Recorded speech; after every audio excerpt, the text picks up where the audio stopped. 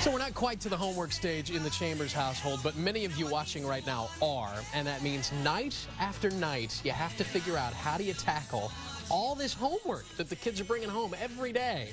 Pam Dyson is here to help. She's a parenting coach and licensed professional counselor here on this sunny Wednesday morning with some homework help. And Pam, we need the homework help. Oh, I hear it all the time. Before I even knew you were coming on, Carol and I were talking earlier in the week. She says very frequently she's up with her oldest boy 10 p.m., 11 p.m. at night trying to get this stuff wrapped up. Do you hear that a lot? I do. There's a lot of children with lots of homework, and how do we get it all done? Mom and Dad have to work, and by the time they get home and have dinner, it can be really challenging. I think you just took my question. We are busy. Life is hectic. Carol, I honestly don't know how she does it. I admire her, a parent of two boys who works late, comes home, makes dinner, and then helps with the... So what mindset should a parent be in as they approach their kids' homework stack? Well, try to be positive about it. You know, keep in mind, what's homework all about anyway? Teachers give homework for children to practice their skills that they're learning, and also it's a good way for the teacher to get an idea, is the child learning what I'm teaching? So if the homework comes back and it's not, you know, it's got a lot of errors or mistakes in it, then the teacher can say, well, maybe this child isn't picking up on the information that I'm giving. And likewise, maybe that gives the parents some insight into areas that they maybe at home need to work with the kids a bit more fervently on, perhaps. Let's talk about the logistics of studying. And I'm sure this varies from kid to kid, too, but where should they be in the home?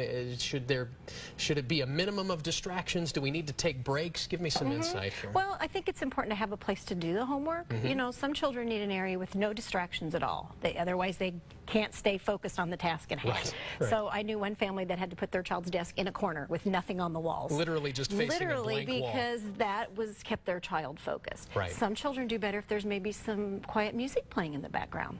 So you have to learn your child and try to figure out what their learning style is and what will work best for them. Something else Carol mentioned to me earlier this week that I did not even think about, because things have changed so rapidly over the last few years.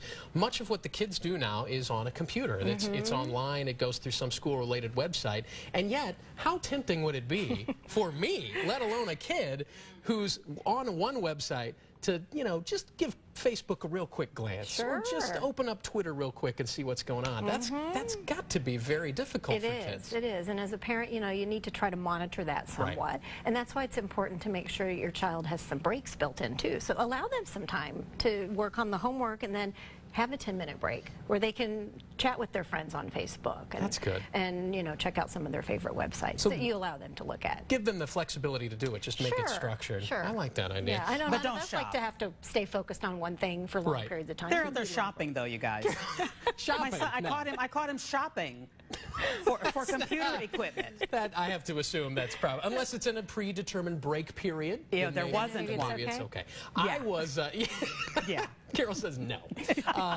I turned out, I guess, eventually to be an okay student, but I was a terrible procrastinator. And I have a feeling I'm in for that with my kids. What tips do you have for parents of procrastinating kids? It is hard for kids to get started sometimes, and they'll find all kinds of excuses to not get started. And sometimes you just need to, you know, be the one to kind of direct them and say, okay, you know, it's time to start the homework now. You know, here's the time we've established when homework time starts, and that's when we're going to start. And make sure they understand what are their assignments for tonight, and that you can kind of focus on where do we need to start. And that you said the word need. At the end of the day, it's just non-negotiable. The homework has to get done. That's right. Yeah. Well, there we are. I hope Carol and the rest of you learned something. I think I did. So what's your secret for getting all that homework done? Do you set a strict schedule? Have you developed a rewards program? We'd like to hear whatever happens to work for you and your family. And as Pam mentioned, every family, every child is a little bit different. So get on Facebook and let us know. Pam, thank you very much.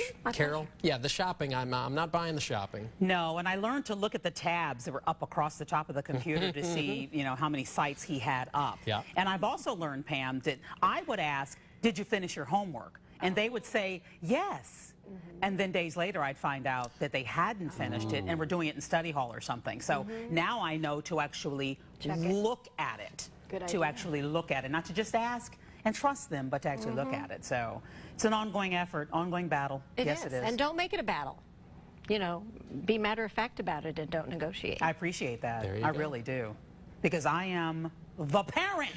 Sit down and do your... Okay, no yelling, no yelling. Wow, she just... Positive attitude. She's right back home tonight. Positive attitude. Thank you, guys. That's great information. Time now to see what our Great Day Deal Divas have found for you today. How about a free...